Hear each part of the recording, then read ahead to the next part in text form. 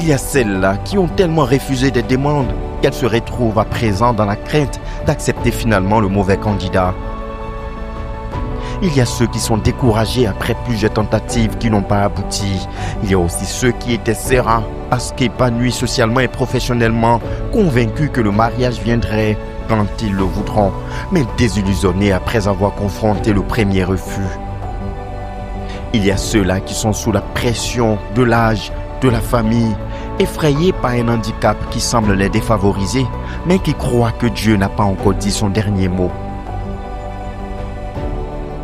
Il y a ceux-là qui ont déjà vu, qui sont convaincus de leur choix, mais qui attendent encore qu'on les libère pour aller demander la main de la bien-aimée.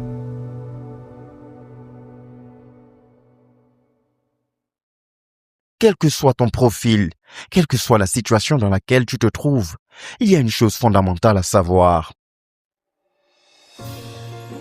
Le mariage, ce n'est pas qu'une cérémonie d'un jour.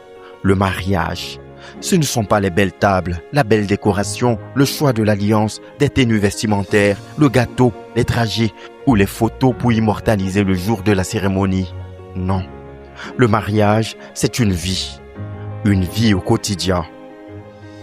Une fusion de cœur d'un homme et d'une femme amoureux de Dieu et l'un de l'autre qui s'engagent en toute responsabilité à accomplir ensemble les desseins de Dieu. Le mariage est donc une vie dont la réalité pratique commence après la cérémonie nuptiale. C'est pourquoi il te faut une préparation conséquente, consistante